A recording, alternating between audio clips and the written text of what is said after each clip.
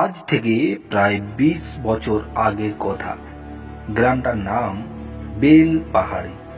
এক অপরিচিত ধনী পরিবারের একমাত্র কন্যার বিয়ে মহা ধুমধামে অনুষ্ঠিত হয়। অনুষ্ঠান শেষে সকলেই নিজ নিজ বাড়ি ফিরে যায়। সে রাত্রের অসমাপ্ত প্রেম কাহিনী আজও সেই প্রাসাদের প্রতিটি ইটের সঙ্গে মিশে আছে। সেই গ্রামের বাসিন্দারা আজও এক অজানা ভয়ের মধ্যে জীবনযাপন করে চলেছে। রাত্রির অন্ধকারের সঙ্গে নেমে আসে এক অজ্ঞাত মহিলার বুকের যন্ত্রণা। রাত্রের অন্ধকারে যুবতী মহিলার কণ্ঠের সেই বিভীষিকাময় ডাক, এসো, কাছে এসো, আমি যে তোমারই অপেক্ষায় বসে আছি। নমস্কার, আমি Siddharth. S story and education চ্যানেলের পক্ষ থেকে আজকের বিশেষ নিবেদন অশরীরী, এক কাল্পনিক অসমাপ্ত বিশ্বাসঘাতকতার গল্প নিয়ে সাজানো এক ভিন্ন ধরনের গল্প অশরীরী। ইউটিউবে এই প্রথমবার ভৌতিক কাহিনী অশরীরী নিবেদনে এস এডুকেশন অ্যান্ড স্টোরি। গল্প পাঠে সিদ্ধার্থ দাস। গল্পের বিশেষ চরিত্র সৌগত, মিঠুন, পিশাচিনী, সৌগতর বাবা ও সৌগতর ঠাম্মা। শুরু করছি অশরীরী। চতুর্দিকে পাহাড়, ঝর্ণা, নদী, জঙ্গল পরিবেষ্টিত একটি গ্রাম বেল পাহাড়ি। সেই গ্রামের পরিবেশে বড় হয়ে ওঠা সৌগতর বন্ধু মিঠুন শহর থেকে গ্রাম্য পরিবেশে আজই এসেছে বন্ধু সৌগতর বাড়িতে। অতি গ্রাম্য পরিবেশে, তাই হয়তো বিংশ শতাব্দীতে এসেও কুসংস্কার থেকে পুরোপুরি মুক্ত হতে পারেনি এই গ্রাম। শহরে আদব কায়দায় মানুষ হওয়া মিঠুনের মনে ভয় বিন্দুমাত্র নেই, কিন্তু প্রায়ই সে যেন ঘুমের মধ্যে ভূত, ডাইনি, পিশাচ, নরখাদক, মাথা কাটা লাশ, এইসব আজে বাজে জিনিস দেখতে পায়। বিকেলবেলায় ঘুরতে বেরিয়ে সন্ধে হয়ে গেলে তারা বাড়ি ফিরে আসে। মিঠুন শতবার বললেও জঙ্গলের মধ্যে পড়ো বাড়িটার দিকে কিছুতেই গেল না সৌগত। এক অদৃশ্য ভয় যেন গ্রামের প্রত্যেকটি মানুষের মধ্যে রয়েছে। সন্ধেবেলায় আড্ডায় যখন সৌগতর ঠাম্মা ভূত পিশাচ নিয়ে গল্প বলছিল, মিঠুনের সেগুলি শুনতে বেশ ভালোই লাগছিল। গল্পের মাঝে হঠাৎ মিঠুন বলে উঠল, ও ঠাম্মা, এই গ্রাম সম্পর্কে আমার জানার খুব ইচ্ছা, বলো না ঠাম্মা। ঠাম্মা বলল, আচ্ছা বেশ, বলছি শোন তবে। আজ থেকে প্রায় ২০ বছর আগের কথা। এক অভিশপ্ত রাত্রে যা ঘটেছিল তা শুনলে তোরা চমকে যাবি। সৌগতর বাবা বলল, মা, তোমাকে না কতবার বলেছি ওইসব পুরনো দিনের মিথ্যে কথাগুলো বলবে না, বলে নিজের রুমের মধ্যে চলে গেলেন। সৌগত বলল, জানো ঠাম্মা, আজ বিকেল বেলায় না মিঠুন ওই বাড়িটার দিকে যেতে চাইছিল। ঠাম্মা একটা জোরে চিৎকার করে বলে উঠল, খবরদার বলে দিলাম, কখনো বিকেল বেলায় ওই বাড়িতে যাবি না। আমি বললাম, কেন ঠাম্মা? ঠাম্মা বলল, ওই বাড়ির মধ্যে এক অদৃশ্য মায়া আছে, যা তোমাদের যুবক ছেলেদের টেনে নিয়ে যায়। আর সৌগতর মায়ের চক্ষু ইশারায় বুড়ি যেন কিছু একটা কথা চেপে গেল। সৌগতর ঠাম্মাকে দেখে কেমন যেন অদ্ভুত লাগলো মিঠুনের। কি এমন রহস্য যা সকলেই জানে কিন্তু কেউ বলতে চায় না? একটা অসম্পূর্ণ প্রশ্নচিহ্ন নিয়ে ঘুমোতে গেল মিঠুন আর সৌগত। রুমের ভিতর প্রবেশ করলে সৌগতর বাবা দরজাটা বাইরে থেকে লাগিয়ে চাবি দিয়ে দিল। মিঠুন মনে মনে ভাবল, এই কেমন আশ্চর্য বাড়ি রে বাবা, সকলেই পাগল নাকি? রাত্রে ঘুমোবার সময় কেউ বাইরে থেকে চাবি দেয় নাকি? কিছুক্ষণ পর মিঠুন বলল, তোদের মতন বাড়ি আমি কোথাও দেখিনি। শোন, কাল সকালে আমার বিদায়, আর এখানে এক মুহূর্তও নয়। সৌগত একটা কথাও বলল না। রাগে চিন্তায় কিছুতেই মিঠুন যেমন ঘুম আসছে না। ঠিক কতক্ষণ যে সে জেগেছিল তার ইয়ত্তা নেই। পাশে শুয়ে থাকা সৌগত ঘুমে আচ্ছন্ন। সে এমন নাক ডাকছে যা অসহ্য হয়ে উঠছে মুহূর্তে মুহূর্তে। ঠিক ঘুমোতে যাবে এমন সময় বাইরে থেকে ভেসে আসলো নূপুরের ঝনঝন শব্দ, যেন কোনো সুশীলা মহিলা হেঁটে চলেছে। তার ওই নূপুরের শব্দ যেন ধীরে ধীরে আকৃষ্ট করছে মিঠুনকে। এর মধ্যে হঠাৎ দরজার বাইরে থেকে কোমল কণ্ঠে কে যেন ডাকছে, এসো, এসো আমার কাছে। কিছুক্ষণ নিস্তব্ধ হয়ে শুনলাম, তারপর আবার সেই শব্দ, এসো, এসো আমার কাছে। আমি বললাম, কে কে তুমি? তারপর একটা বিকট হাসি যেন সারা ঘরময় প্রতিফলিত হতে লাগলো। এরকম ভয়ঙ্কর হাসি আমি জীবনে কখনো শুনিনি। তারপর আবার বলে উঠল, ভয় পেলে নাকি? আর নিজেকে ঠিক রাখতে না পেরে তীব্র একটা ধাক্কা দিয়ে সৌগতকে তুললাম। সৌগত চমকে উঠে বলল, কি কি কি হয়েছে? ব্যাপারটা গোপন করলাম সৌগতর কাছে, কারণ সে কাঁচা ঘুমে উঠেছে। কি শুনতে এখনই কি শুনবে তাই। বললাম, চল একটু বাইরে থেকে ঘুরে আসি, ঘুম আসছে না।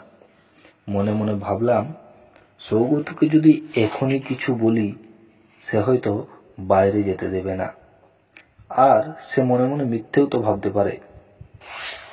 আবার বললাম, চল বাইরে থেকে ঘুরে আসি।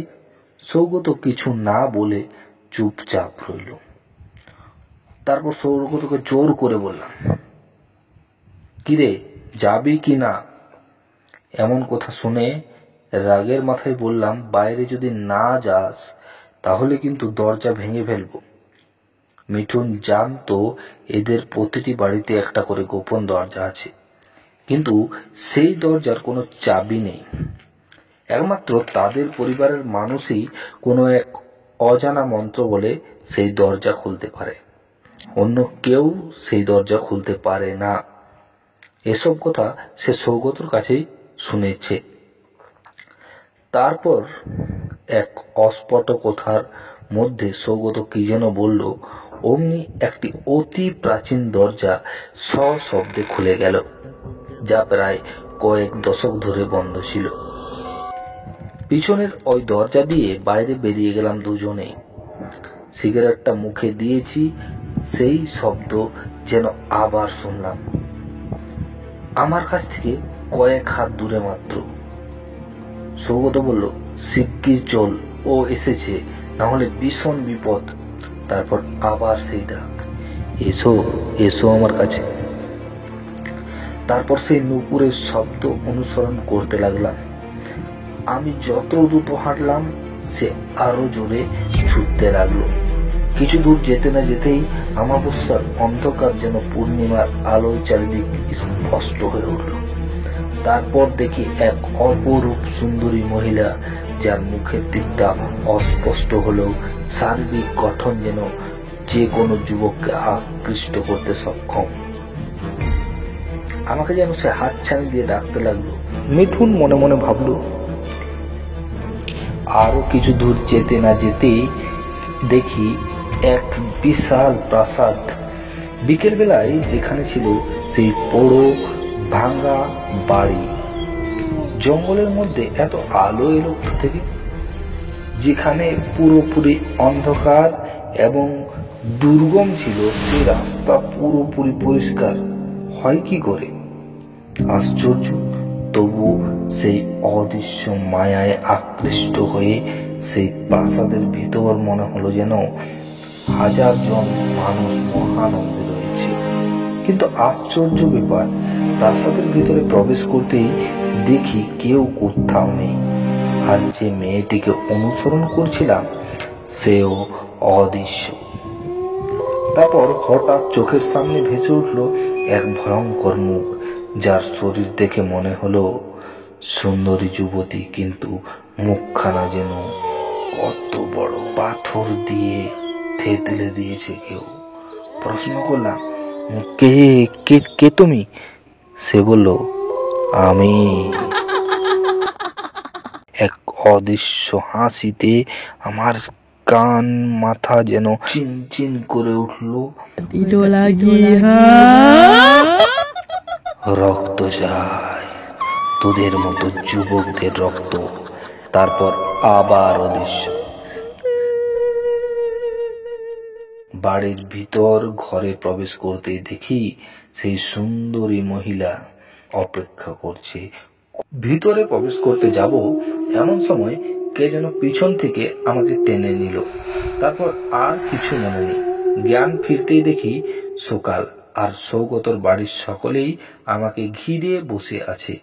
সৌগতর ঠাকুমার হাতে ছিল একটা জলের ঘটি। পরের দিন ঠাম্মার কাছে জানতে পারলাম সমস্ত ঘটনা। ঠাম্মার হাতের মন্ত্রপুত জল দ্বারা আমার জ্ঞান ফিরেছে। ঠাম্মাকে প্রশ্ন করলাম, ঠাম্মা বলো তো, কে ওই মহিলা?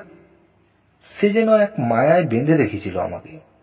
ঠাম্মা বলল, হ্যাঁ, আমি সবই জানি, আর তোকে আর নতুন করে বলতে হবে না। ঠাম্মা এ বিষয়ে সবিস্তারে বলল। ঠাম্মা বলল, আজ থেকে প্রায় 20 বছর আগের কথা। দুজন প্রেমিক প্রেমিকা ওখানে এসে বসবাস শুরু করে। তাদের বিয়ের রাত্রে মহা ধুমধামে অনুষ্ঠিত হলো সেই বিয়ে। গ্রামের সকলেই তাদের বিয়ে বাড়িতে খাওয়া দাওয়া সেরে বাড়ি ফিরে এলো। একমাত্র আমিই ছিলাম ওই বাড়িতে। আমি বললাম, তারপর কি হলো ঠাম্মা? তারা দুজনে আমার সঙ্গে রাত্রে হাসি ঠাট্টার গল্প করে ঘুমোতে চলে গেল। ফুলসজ্জার রাত এক মুহূর্তে বিষাদে ভরে গেল। কয়েকজন লোক এসে তার স্বামীটাকে মেরে ফেলল। তারা অবশ্য কেউ ফিরে যেতে পারেনি। সে নিজ হাতে সেই সমস্ত অপরাধীদের মেরে দিয়েছিল। সেই ঘটনার সাক্ষী কেবলমাত্র আমরা দুজনেই ছিলাম। তার পরদিন তার ঝুলন্ত দেহটা ওই বাড়ির ওই ভিতর ঘর থেকে উদ্ধার করা হয়েছিল। এই ঘটনার বর্ণনা যে করে সেই রাত্রের মধ্যেই মারা যায়। তাই গ্রামের কেউ এই ঘটনা সম্পর্কে কারো কাছে কোনোভাবে মুখ খুলতে চায় না।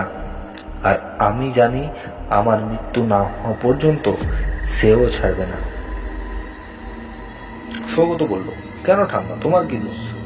ঠাম্মা বলল, আমি সেদিন মেন গেটের চাবি ওই ডাকাত দলকে দিয়ে দিয়েছিলাম ভয়ে, এবং ওদের সমস্ত সম্পদ কোথায় আছে তাও জানিয়ে দিয়েছিলাম ওই নরক পিশাচগুলোকে। ঠাম্মা নিজের ভুল এতদিনে বুঝতে পেরেছে। আমি বললাম, ঠাম্মা তাহলে এর থেকে বাঁচার উপায় কি? ঠাম্মা বলল, মিঠুন তোর সাহায্য চাই, তবেই সম্ভব। তবে সাবধান, কোনোভাবে ওই মেয়ের কাছে যাবি না। আর আমি যা বলবো সঠিক সময়ে তাই করবি। যদি ওই মহিলার কাছে তুই একবার যাস, তাহলে ওই রাতই তোর শেষ রাত। তারপর রাত্রি নেমে এলো। চারিদিকে অন্ধকার আর অন্ধকার। ঠিক রাত্রি 12টায় আবার সেই নুপুরের শব্দ, আর সেই ডাক, এসো এসো আমার কাছে। সেদিন রাত্রে সৌগতর বাবা চাবি দেয়নি দরজায়, তাই দরজা খুলতে দেখি সেই মহিলার সারা মুখ রক্ততে পরিপূর্ণ, আর এক বিপদময় হাসি যেন আমাকে ঠাট্টা করতে লাগলো, যেন আমাকে কিছু বলতে লাগলো, যেন এই রাতেই আমার শেষ রাত। আমি বললাম, কি চাও তুমি? সে বলল, রক্ত চাই, পুরুষদের যৌবন চাই, আর চাই। বলতে না বলতেই সৌগত বলল, এই পিশাচি, যাবি এখান থেকে না ঠাম্মাকে ডাকবো? সে বলল, ওই বুড়ি এই তো আমার সব শেষ করে দিয়েছে, আজ ওর রক্ত দিয়ে হবে আমার স্নান। এ কথা বলার পর সে আস্তে আস্তে চলে গেল সেই প্রাসাদের দিকে। একবার করে থামছে আর বলছে, এসো এসো আমার কাছে। তার ওই নূপুরের শব্দ এবং পশ্চাৎভাগের অপরূপ সৌন্দর্যে এক মায়া তৈরি করে রেখেছিল, যা যে কোনো যুবককে আকৃষ্ট করতে পারে। আর সেই জন্য হয়তো হত্যা করেছে অনেককে। এইভাবে প্রতি রাত্রে যুবকদের আকৃষ্ট করে নিয়ে সে নিজের বাড়িতে হত্যা লীলা চালায়। তারপর সেই নূপুরের শব্দ এবং ঠাম্মার কথা মতো তার পিছন পিছন চলেছি। সে কিছু দূর যায় আর পিছন ফিরে তাকিয়ে ডাকতে থাকে, এসো এসো আমার কাছে। ঠিক যেন আগের দিনের পুনরাবৃত্তি, তবে আগের দিনের চেয়ে একটু আলাদা। আজ সৌগত আমার সঙ্গে আছে। রাস্তার সমস্ত অন্ধকার, অমাবস্যার অন্ধকার যেন এক নিমেষের মধ্যে পূর্ণিমার চাঁদের আলোয় সারা রাস্তা পরিষ্কার হয়ে গেল। তারপর সে অদৃশ্য মায়ায় আকৃষ্ট হয়ে তার পিছন পিছন গিয়ে বড় দরজায় প্রবেশ করলাম, কিন্তু তাকে আর খুঁজে পেলাম না। তারপর আগের দিন যেখানে গেলাম সেই দরজার কাছে গেলাম। যা দেখলাম তা সারা জীবনে আমি কোনো দিন দেখিনি। এ কি সেই মহিলা, নাকি তার বেশে কোনো পিশাচিনী, যার দাঁত মুখের থেকে বেরিয়ে আসছে এবং সারা মুখ রক্তে পরিপূর্ণ, চোখ দুটো যেন কঙ্কালের মতো বেরিয়ে আসছে, অত্যন্ত ভয়ঙ্কর, যা কোনো দিনও আমি দেখিনি। তার মোহে সম্পূর্ণ আকৃষ্ট হয়ে গেছি আমি, এবং দরজার ভিতর প্রবেশ করতে যাব মনে হলো কে যেন আমার হাতটা ধরে বাইরে টেনে নিল, আর ওই ঘটির জল পিশাচির দিকে ছুঁড়ে মারছে। প্রচন্ড যন্ত্রণায় কাতরাচ্ছে ওই পিশাচিনী আর বলছে, ছেড়ে দাও আমায়, ছেড়ে দাও। কখনো বলছে, রক্ত চাই, সর্বনাশ চাই, এই গ্রামকে নিঃস্ব করে তবে আমি ছাড়বো। সেই অপরূপ সুন্দরী মহিলা নিমেষে হয়ে উঠল ভয়ঙ্কর। বড় বড় দাঁত, চোখ বেরিয়ে আসছে, সারা মুখে রক্ত। এই প্রথম এমন ভয়ঙ্কর দৃশ্য দেখলাম। ভূত বলে যে কিছু হয় তা আজ প্রথম বিশ্বাস করলাম। ঠাম্মা আমাকে যা করতে বলেছিল তা সম্পূর্ণ ভুলে গেছি। আমি কেবলমাত্র ঠাম্মা আর ওই পিশাচিনীর যুদ্ধ দেখে চলেছি। কি ভয়ঙ্কর সেই রূপ, সেই মহিলা। ঠাম্মা আমাকে একটা রূপোর কয়েন দিয়েছিল এবং বলেছিল সেইটি সেই পিশাচিনীর মাথায় ঠেকাতে যাব, কিন্তু আমার পুরো শরীর ভয়ে আর এগোতে পারলো না। ঠাম্মা বলল, মিঠুন কয়েনটা দে। আমি ঠাম্মা দিয়ে কয়েনটা ছুঁতেই ঠাম্মা তার বাম হাতে করে তার কপালে ওই কয়েনটা ঠেকিয়ে রাখলো। কিছুক্ষণের মধ্যেই ঠাম্মার শরীরে যেন প্রবেশ করলো এক অদৃশ্য আত্মা। ঠাম্মা ছটপট ছটপট করতে লাগলো। ঠাম্মা আর কিছুক্ষণের মধ্যেই সে অদৃশ্য ছুরি নিয়ে নিজের পেটে ঢুকিয়ে নিল। ঠাম্মার কথা মতো সেই কৌটোর ঢাকনা খুলে দেওয়া মাত্রই ঢুকে পড়ল কৌটোর ভিতর সেই অশরীরী পিশাচ। ঠাম্মার দেহটা মাটিয়ে লুটিয়ে পড়ে তখন কাতরাচ্ছে আর বলছে, আজ থেকে বেল পাহাড়ে গ্রামের অশুভ শক্তির বিনাশ হলো, তোরা সবাই ভালো থাকিস। ঠাম্মা মারা গেল। আজকের এই গল্প এই পর্যন্তই। কেমন লাগলো তা অবশ্যই কমেন্ট বক্সে জানাতে ভুলবে না।